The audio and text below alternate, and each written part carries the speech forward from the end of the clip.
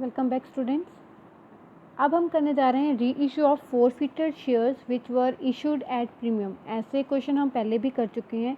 बस इस क्वेश्चन में क्या है कि 5 केसेस आपको दिए हैं डिफरेंट, तो हर एक केस के अकॉर्डिंगली आपने कैसे री इशू करना है फोरफिचर के बाद वो एक्सप्लेन किया है। आप वैसे वेल अवेयर हो इससे, बट फिर भी थोड़ी सी और प्रैक्टिस के लिए एक बार फिर से समझ लेते हैं कि री इशू कैसे करना है। ठीक है जी। सो एग्जांपल क्या है कि कंप्लीट सॉल्यूशंस लिमिटेड, उन्होंने फोरफिट किए हैं अपने 500 इक्विटी शेयर्स और कितने के 100 ईच शेयर है और 10% प्रीमियम है। सो 100 का 10% ये मतलब होगा कि 10 रुपये प्रीमियम है। सो उन्होंने क्या किया, on which allotment money of ₹3 पर इक्विटी शेयर इंक्लूडिंग प्रीमियम, मतलब अलॉटमेंट के टाइम पे प्रीमियम इंक्लूड है और फर्स्ट कॉल ऑफ ₹3 पर शेयर बट नॉट रिसीव्ड, मतलब ना ही अलॉटमेंट दी है और ना ही फर्स्ट कॉल दी है। ठीक है, ये दोनों नहीं दी हैं।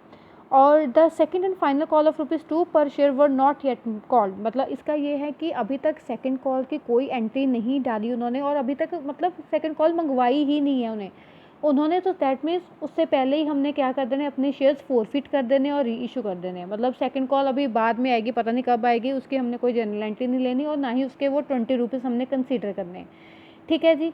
सो जर्नल की एंट्रीज के लिए क्या है कि सबसे पहला केस है कि इफ़ 200 ऑफ दीज शेयर्स का मतलब है कि 500 अगर आपने फोरफिट किए हैं उनमें से 200 आप री इशू करने जा रहे हो। सो हर कैटेगरी में 200 शेयर्स ही गिवन है। ठीक है, 200 शेयर्स आप री इशू करने जा रहे हो। So 200 of these shares were reissued as 80 paid up। Paid up का मतलब हमेशा याद रखना कि अभी तक का मतलब आपका 80 रुपीज़ का शेयर है, 80 का शेयर है। सो 80 में से आपको जो जो नहीं मिला वो आपने देखना है और 80 का शेयर अब 90 रुपीज़ पे री इशू हो रहा है, ये ध्यान रखना। पेड अप मतलब 80 का भी शेयर है तो 80 के मुताबिक 90 रुपीज़ का वो आपका जो शेयर है वो री इशू हो रहा है। सो सबसे पहले ऐसा करते हैं कि हम पहले फोरफिचर की एंट्री डाल लेते हैं फटाफट से, सो ताकि हम जो अपनी री इशू की एंट्रीज है वो आसानी से डाल सकें। सो हमारी एंट्री होती है फोरफिचर की, शेयर कैपिटल अकाउंट डेबिट। अब देखो यहाँ पर उन्होंने अलॉटमेंट पे नहीं किया और अलॉटमेंट में प्रीमियम इंक्लूड था। सो फोरफिचर की एंट्री में सिक्योरिटी प्रीमियम भी इंक्लूड होगा। Security premium account debit to share forfeiture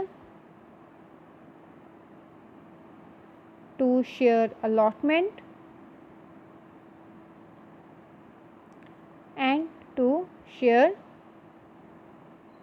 first call। ठीक है जी। अब आपने शेयर फोरफिट कितने की है, 500 की हैं। सो सभी को 500 के साथ मल्टीप्लाई करना है हमने। अभी तक का आपका टोटल शेयर कितना है, 8 रुपये का शेयर है, 8 का। आपका प्रीमियम कितने रुपए है, 10 रुपये हैं, सॉरी 8 नहीं 80, सॉरी। सो प्रीमियम आपका है 10 रुपये का। आपकी अलॉटमेंट टोटल कितने रुपए की उन्होंने कही है कि आपकी अलॉटमेंट टोटल 30 रुपीज़ की है और आपकी फ़र्स्ट कॉल जो है वो भी 30 की है। सो ये 90 में से 60 अब जब आपने माइनस किए, इसका मतलब कि आपके एप्लीकेशन मनी भी 30 ही हो गई। ठीक है।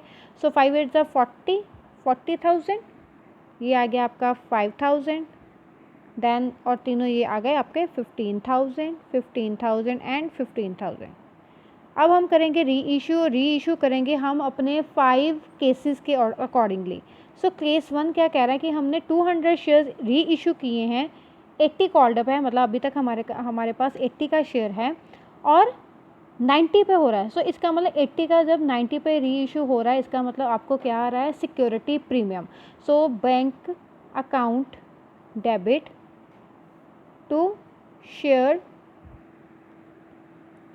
Capital and to security premium.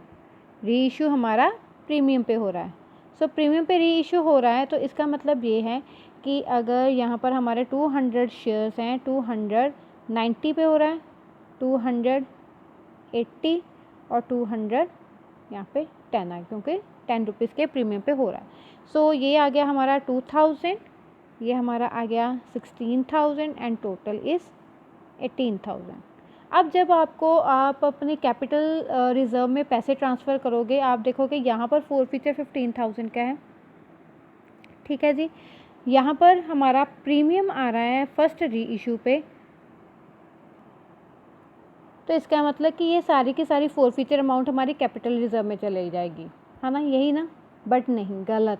यहाँ पर आपने क्या किया, अपने शेयर्स फॉरफिट किए हैं 500 और री इशू 200 किए हैं। तो इसका मतलब ये है कि इस फॉरफीचर अमाउंट से हमने ये 200 के अमाउंट को पहले निकालना है और फिर देखना है कि कैपिटल रिजर्व में हम कितने पैसे ट्रांसफ़र करेंगे। सो उसके अकॉर्डिंगली इसका मतलब ये है कि हमारा 15,000 फॉरफीचर की अमाउंट है, हमारे शेयर्स जो हैं वो फॉरफिट कितने हैं 500 और री इशू कितने हैं 200। सो ये कैंसिल किया, सो 2 3 6, सो ₹6,000 आपके आ रहे हैं फॉरफीचर के, जो कि हमारे यहाँ पर ट्रांसफ़र होंगे to the capital reserve. So forfeiture share account debit to capital reserve हमारी कितनी अमाउंट आ जाएगी 6,000। ठीक है जी। नाउ केस सेकंड कहता है if 200 of these shares were issued, 80 का 80 पर ही री इशू हो रहा है।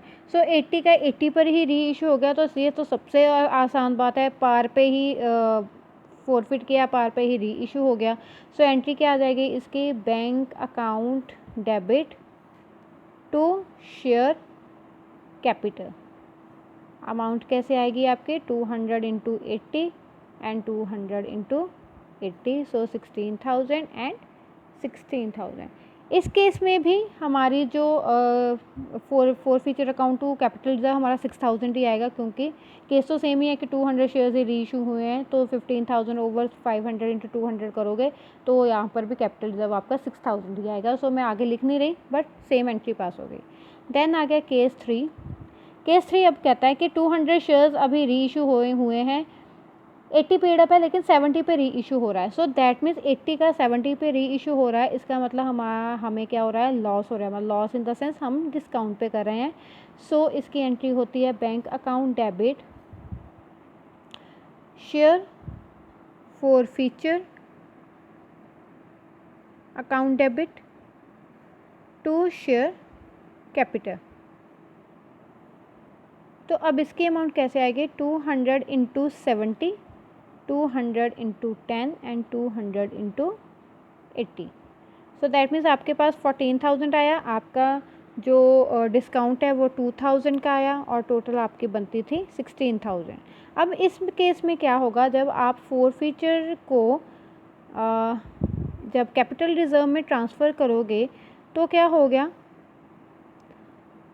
आपकी अमाउंट जो है वो बन कितनी रही है, 6,000 बन रही है। आपने कैपिटल रिजर्व में ये 6,000 ट्रांसफ़र करना है, सारी कंडीशन सेम है, आना फिर दोबारा कैलकुलेट करके 6,000 ही है, बट 6,000 में से ये 2,000 हमने क्या कर देना है माइनस। क्यों कर देना है माइनस, क्योंकि हमें ये इस केस में क्या हो गया, डिस्काउंट हो गया। सो दैट मीन्स कैपिटल रिजर्व में हमारा जाएगा 4,000 रुपये। ठीक है जी। सो केस 4 बिल्कुल सेम ऐसे ही करना है। अब यहाँ पर क्या हो गया है, 80 का शेयर 50 पे हो रहा है। सो एंट्री क्या आएगी इसकी, bank account debit share forfeiture, क्योंकि अभी फिर से डिस्काउंट हो रहा है, टू शेयर कैपिटल।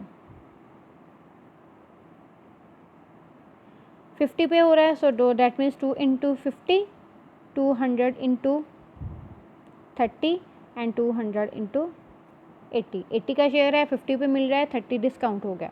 सो 2 5 ज़ा 10, 10,000, 6,000 एंड 2 8 ज़ा 16, 16,000। ठीक है जी।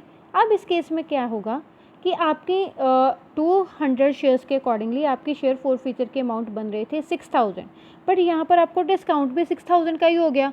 सो 6,000 माइनस 6,000 ज़ीरो, दैट मीन्स आपका इस केस में कैपिटल रिजर्व में कोई पैसा जाएगा ही नहीं। सो आपकी यहाँ पर कैपिटल रिजर्व की एंट्री पड़ेगी ही नहीं। ठीक है, जहाँ पर आपकी फॉरफीचर की अमाउंट आपके डिस्काउंट के इक्वल आ गई, माइनस माइनस दोनों ज़ीरो हो गया। सो कोई एंट्री नहीं आ गई कैपिटल रिजर्व की। And last case is if 200 shares were reissue at 70 per share as fully paid up, कि 70 का ही शेयर है और ये जो 70 का शेयर है वो हमें, इसका मतलब है कि 70 हमें पूरे पैसे मिल रहे हैं। फुली पेड अप का मतलब ये है कि अब इस टाइम पे हमारा टोटल शेयर 100 रुपीज़ का है। 100 का शेयर है, 70 हमें फुली पेड अप मिल रहे हैं, इसका मतलब हमें 30 रुपीज़ का क्या हो रहा है, डिस्काउंट हो रहा है। सो इस केस में भी अब जब आपको इसकी एंट्री डालोगे, bank account debit share for feature, जब भी आप ये पढ़ लोगे कि फुली पेड अप, इसका मतलब है कि सारी की सारी अब कॉल्स जो हैं वो आ चुकी हैं, ठीक है, टू शेयर कैपिटल अकाउंट। इसका मतलब 200 पे 100 रुपये हमें यहाँ पर मिलने थे, हमें मिला कितना है अभी 70, और 200 पे 30 अभी हमें नहीं मिला। सो ये आ गया हमारा 14,000, 6,000 एंड 20,000। अब इस केस में भी क्या देखो, शेयर फॉर फीचर की अमाउंट 200 शेयर्स के अकॉर्डिंगली 6,000 थी, और शेयर फॉर फीचर की भी 6,000, माइनस माइनस ज़ीरो हो गया, 6,000 माइनस 6,000 ज़ीरो। सो इस केस की भी कैपिटल रिजर्व में कोई भी एंट्री हम पास नहीं करेंगे, ठीक है जी। तो ये थे 5 केसेस आपके री इशू के। सबसे पहले क्या किया मैंने, फोरफिट किया सिक्योरिटी प्रीमियम जिसमें इंक्लूड था वो वाला। देन ये केस था जहाँ पर सिक्योरिटी प्रीमियम आ रहा था आपका। देन नेक्स्ट केस था जहाँ पर पार का जितने का शेयर था उतने पे ही री इशू हो गया। थर्ड केस था जितने का शेयर था उससे कम री इशू हो रहा था, ये भी वही शेयर था कि जितने का शेयर था उससे कम रिसीव हो रहा था, कम पे री इशू हो रहा था। बट यहाँ पर क्या हुआ कि दोनों की अमाउंट्स जो है फोरफीचर की और जो यहाँ पर डिस्काउंट की दोनों की इक्वल आ गई। सो आपकी कैपिटल रिजर्व की एंट्री नहीं पड़ी। इस केस में भी यहाँ पर आपका फुली पेड अप शेयर हो गया, इसका मतलब 100 का शेयर हो गया टोटल, 70 आपको रिसीव हुए हैं, 30 आपका डिस्काउंट आ गया। यहाँ पर भी 6,000 माइनस 6,000 ज़ीरो बच गया और आपका कैपिटल रिजर्व में कोई भी पैसा ट्रांसफ़र नहीं हुआ। सो ये था आपका क्वेश्चन फुल फ्लैज जो कि रीइशू का है। आपको 5 तरीक़ों से समझा दिया कि आपने कैसे जर्नल एंट्रीज़ को पास करना है। अगर प्रीमियम है तो ठीक है, सिंपल है तब भी इजी है, प्रीमियम है तब भी इजी है। Clear students? So thank you class. ये हमारा यहाँ पर री इशू भी अब ख़त्म होता है और इसके बाद हमारे सिर्फ फुल फ्लैज क्वेश्चंस रह गए हैं। तो थोड़ी सी इलस्ट्रेशंस हैं तो वो भी हम ऐसे ही थोड़े दिन में कंप्लीट कर लेंगे। Thank you class.